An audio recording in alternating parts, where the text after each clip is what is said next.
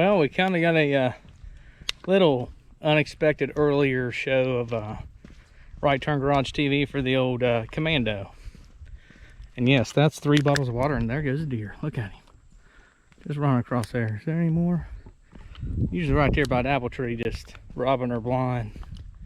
I don't care, because I ain't going to eat them. And it's warm. It's evening time.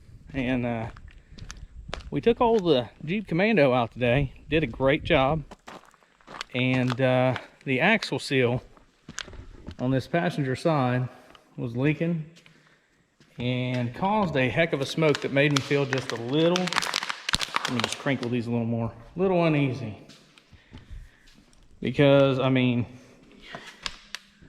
you see crap on fire on the side of the road all the time. You never want to be your vehicle. And something tells me I don't have a jack down here. That's awesome. Nope, nowhere. But I have jack stands, so that's a plus.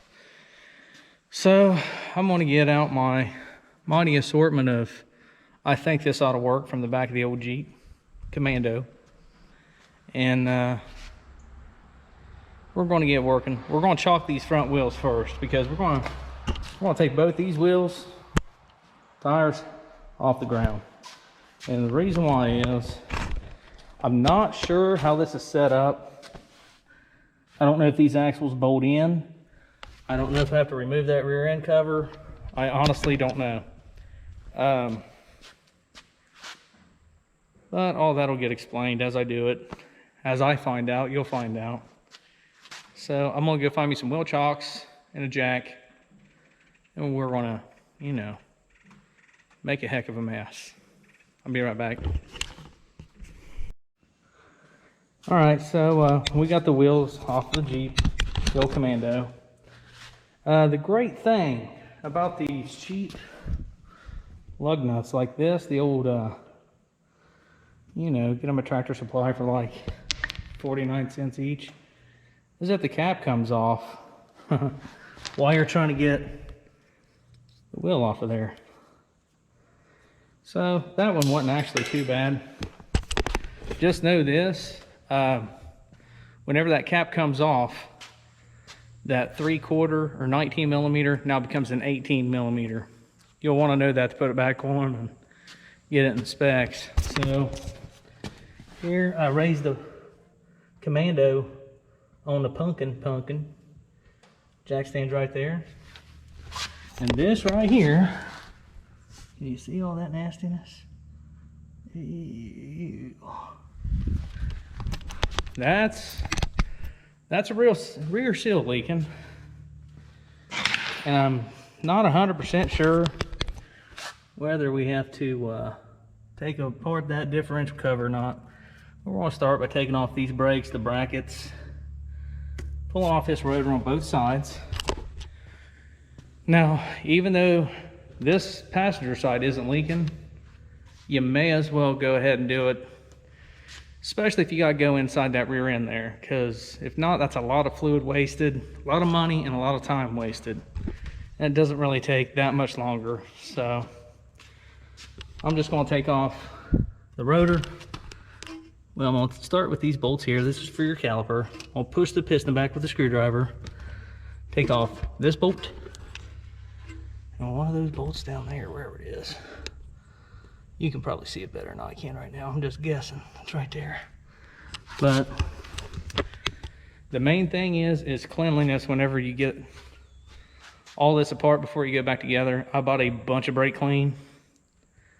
We're going to clean all that grease off, because grease and brakes don't get along. Call me crazy. I read that once somewhere, fortune cookie or something. But anyway, so I'm going to rip this stuff apart. We're going to find out if we got floating axles, aka the ones that bolt in, or the little C-clip ones where I got to go inside the differential. So we found some interesting things. One, these shoes are absolutely covered in it, along with this rotor. Look at all that crap. No wonder she was a smoking like Willie Nelson on April 20th. I mean, It was too. It was smoking pretty good. Now the interesting thing is this side. Well, shoot, you can't see it. Okay, can you see it there? That is not brake shoe. That's brake shoe. It fell out of the drum. And the funny thing is, yeah, there was no brake shoe on the bottom either. It's Gondi. So, probably should replace those. I think I'm going to see if they can get those shoes because, like I say, this one's oil soaked and just covered with all kind of country goodness. And this side just don't have any. I mean, they're gone. So anyway, now we found out that we do not have full floating axles. We have the ones with the little C-clips in them. So this differential cover, she got to come off, which is not a big deal at all. All you need to do is get some RTV. That's your gasket. Take your zing tool, zing them bolts off, oil catch pan, catch them things. You know what? How about I just show you? Give me a few minutes. Well, you can pretty much guess how to get bolts off. I'll show you how to get these axles out. It's not too bad. At least I don't think it is. We'll find out. So I was wrong about this whole axle thing here. Apparently they do bolt in, and there were 4 bolts in the back. And hopefully with a little help, I'll be able to tell you. So I guess these are floating axles. That was my fault. Let me show you with this little neat little light I found at one of them parts stores. You know, these 4 bolts right here. One, that fella right there. There's 4 of them. These are 19 millimeter. These ones, right, oh dang it, I forgot. Right there, to hold on the caliper bracket, those are 18s. Usually, these have a bolt right there where there is nothing. See that? There's usually a bolt right there. That has a pin in it that does not really come out too well. So, yes, I did try it. But these 4 bolts, do you see those suckers right there? I guess they're nuts. They are 19 millimeter. Now, you don't really need to take off this back cover unless you're really just curious as a kitten. So, you know, yeah, because it has a drain plug right there at the bottom because you do have full floating axles. So that was a big part on me. But anyway, you just take those 4 bolts out. I had to remove the ABS sensor that is absolutely just covered in all kind of yummy goodness. And it was held in by an 8 millimeter right there. A sucker right there. 8 millimeter, you got to remove it because it hits the ABS ring, I believe. Right there. The wheel speed ring, whatever that thing is with the notches in it that the Hall effect switch may read. But anyway, I'm thinking that might be the cause of some of my lights in the Jeep then. So what I'm going to do now is I'm just going to grab a hold of this sucker, pull her this way, and make sure you put a drain pan under it because some fluid's coming with it, and that's faux show. All right. Let me see. Can I do this? Let me just, I mean, it should come. If you give it a tickle, come here. Maybe I do need to just give that wiggle a little loving, a little nudge, if you will. Cause that bad boy, let's see, where is he? You can grab hold of this ring gear, make sure you're in neutral. Turn him like that. And then, oh, then shine the light in your face. See it right there? That's the end of your axle. So, I promise you the lighting will get better eventually. So we're going to hold this with 2 hands, and we're just going to give him a little nudge, like, did he shove off? I can't even tell if it moved. All right. Go on this guy right here. Just give him a little, get out there. Come on. Come on. She's being cantankerous. Oh, there she goes.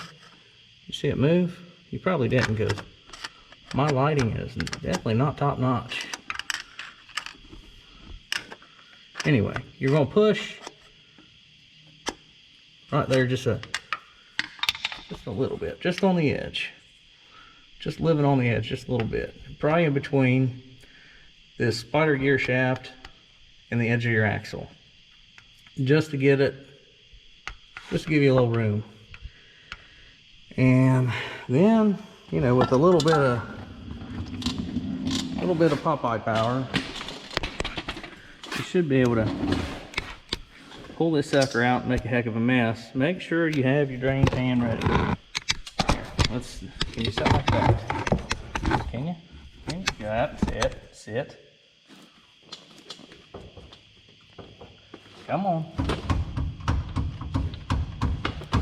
I gave you an oogie. Come on now. Don't be like that. Do you need more? Is that what you want? You want some more, daggone?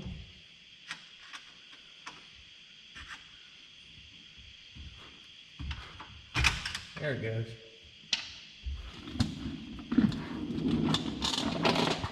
Be a little place you gotta push past, and then out she comes. Now, are you ready for the fun part in all this? I hope you have a press. I do not, because that is pressed on. The seal is behind the bearing, behind this magical spacer. Yep, right there's your seal. So, you're gonna have to get a press,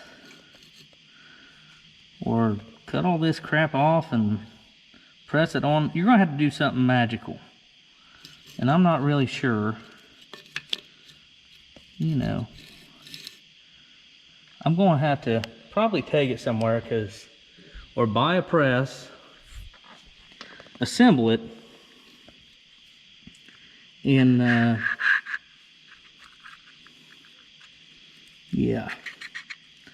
So if you guys can see that, I hope to goodness you can. Seal, bearing, and this magical spacer. And then you got this, which we're going to take full advantage of, and we're going to replace these shoes. Clean up this hardware and get all this grease out of here. We're going to make it pretty again, so. And we're going to do the same thing to the other side, just because we're already into it.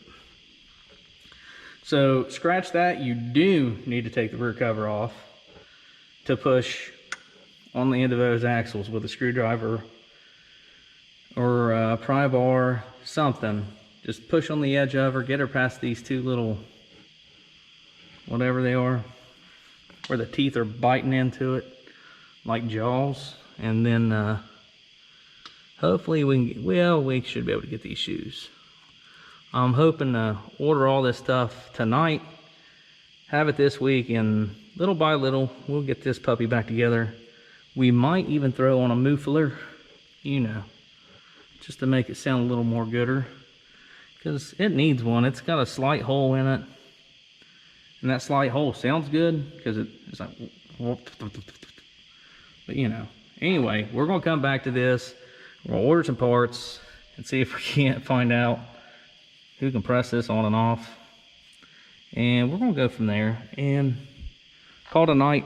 Amish electricity's out. Who knew?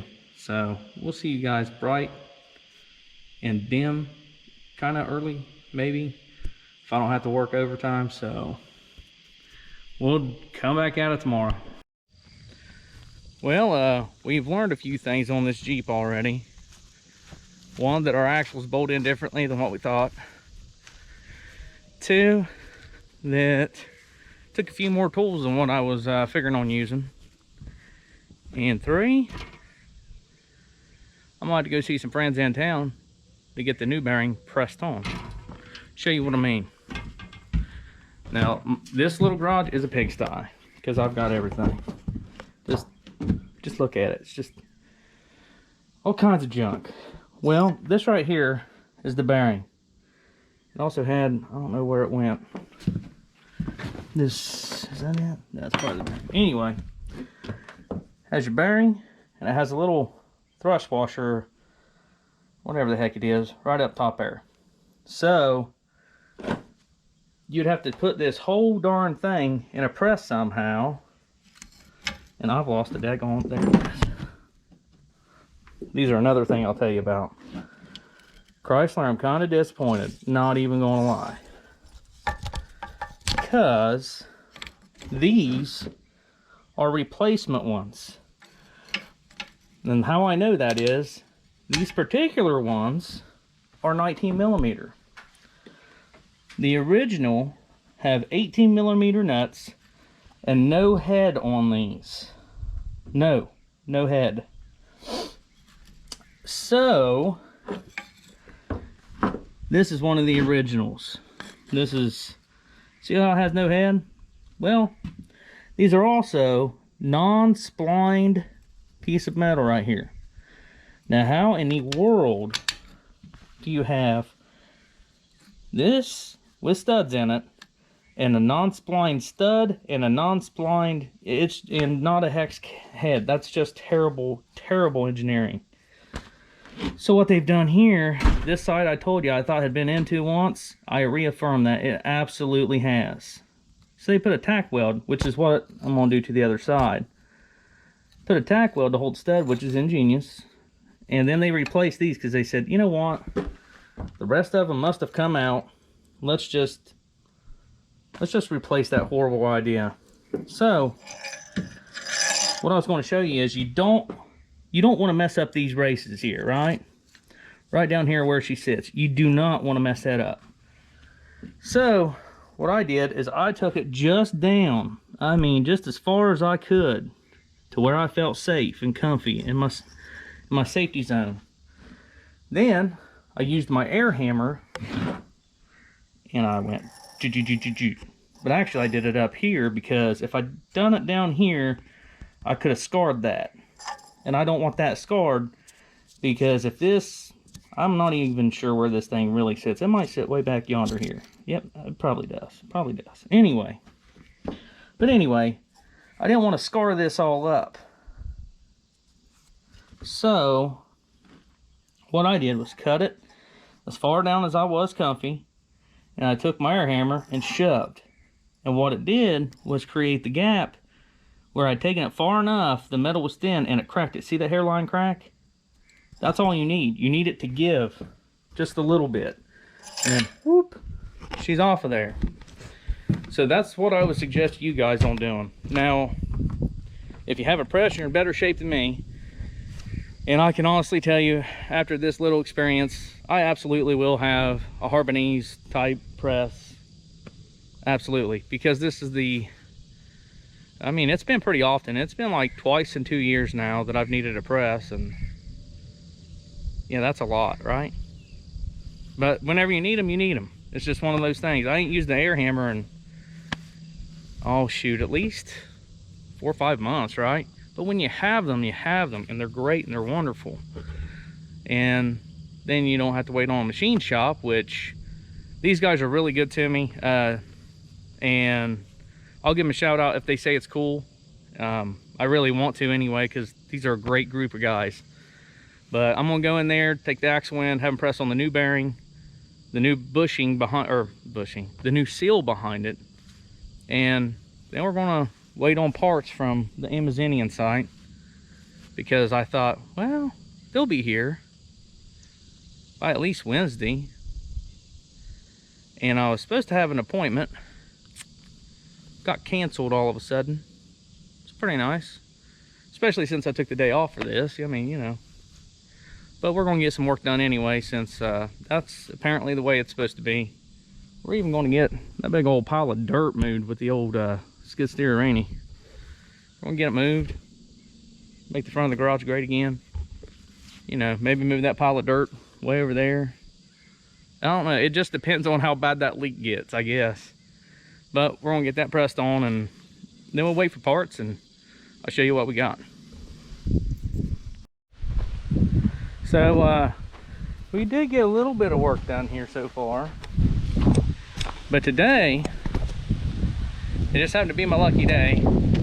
Dirt removal has been paused by the letter B, or maybe it's by the little stinging son of a gun named B, because I picked up a scoop right there and they hammered me. Yep, I don't know if you can see them swarming, probably not, and this is as close as old Dad's getting, because they are all in that dirt pile right there. I don't know where the heck. And the good thing is that thanks to all this wind and stuff, this brake clean that I got that usually drops in midair, I can't get close enough to use it. So that's a plus. So we're gonna go into the old town again for the third time. Let's see if we can't get some stinging thing remover. And they're yellow jackets. They're angry. Like, I just want them to dig, you know. And after that, whew, well, Dad might wait till winter. That hurt. I was just trying to, you know, like, make that dirt pile disappear, and instead they're making me disappear, because man, that hurt. I ain't kidding you. So round number trace. But I mean, we did get a little work done. I should have just stayed in that stinking pile, and I think I might, after I get those dang things away from my skid steer, we might just bartle do and shimmy over there and let that do what it do by itself, and it can leave me alone and I'll leave it alone, and we'll wait till winter, and you know, we'll go from there. And whew. But those suckers come out angry. Super angry. So, and I just had a parts delivery.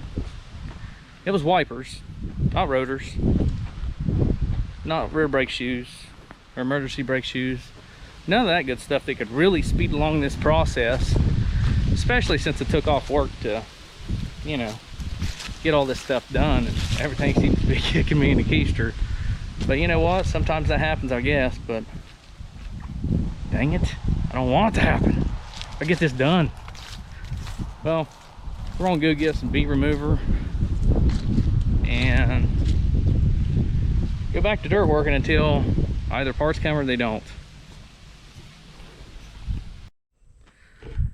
All right guys, so apparently my GoPro did not charge for some reason last night. Don't really know what that deal was. I must use the wrong cord.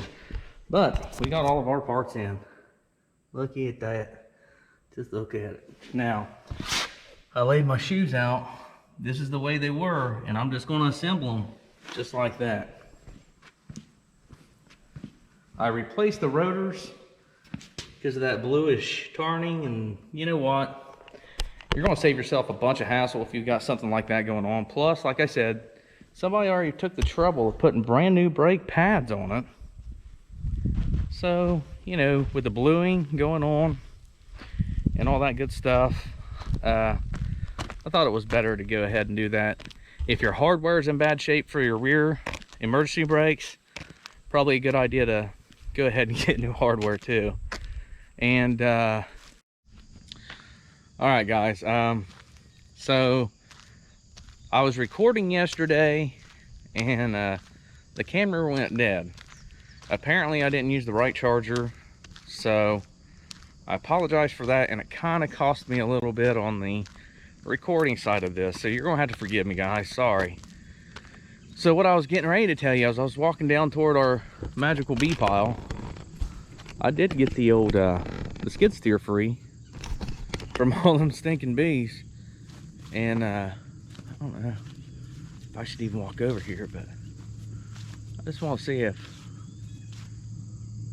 Yeah, I don't really know. I'm gonna leave that alone because I don't really want to get stung on camera. Might not look too good, me running like a chicken. But then I'm fat. I don't really run that much. Hey, I'm not in the military no more. I don't have to run, right? So anyway, I say it kind of cost me a little bit on the camera footage because I finished it up last night. Sorry, I have a family. They come first. I want to spend my weekend with my family. However, I do want to show you guys, maybe, hopefully this will help you guys out a little bit, these brake shoes here.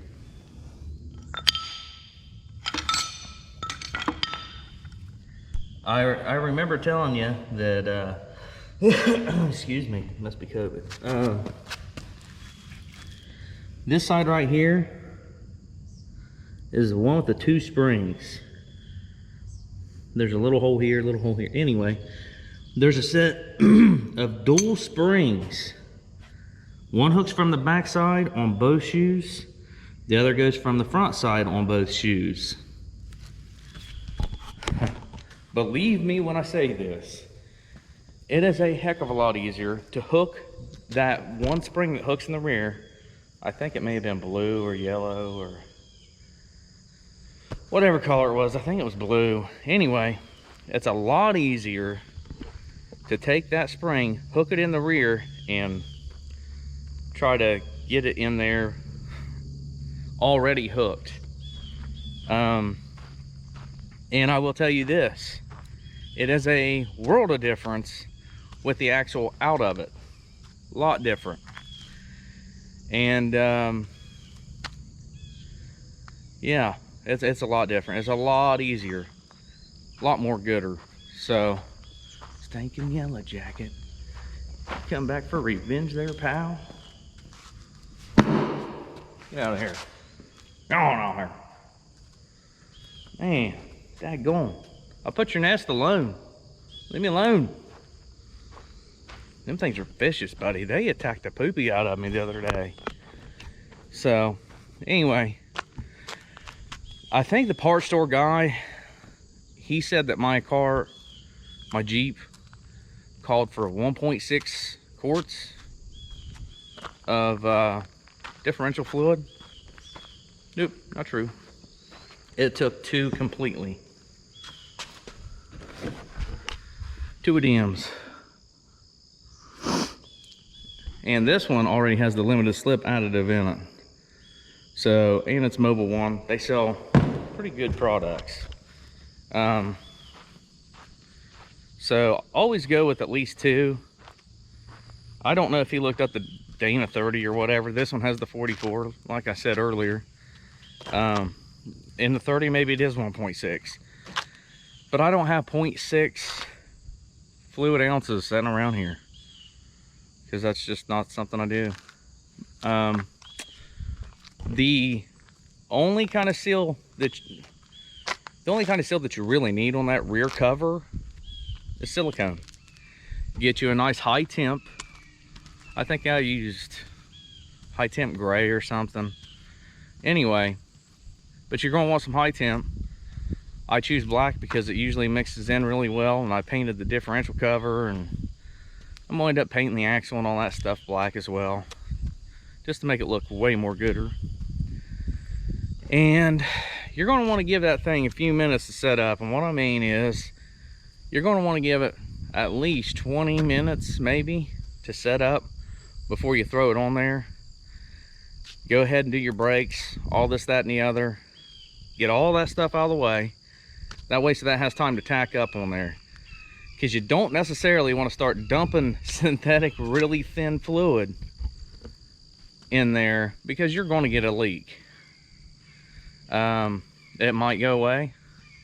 It might just have a leak. I don't know.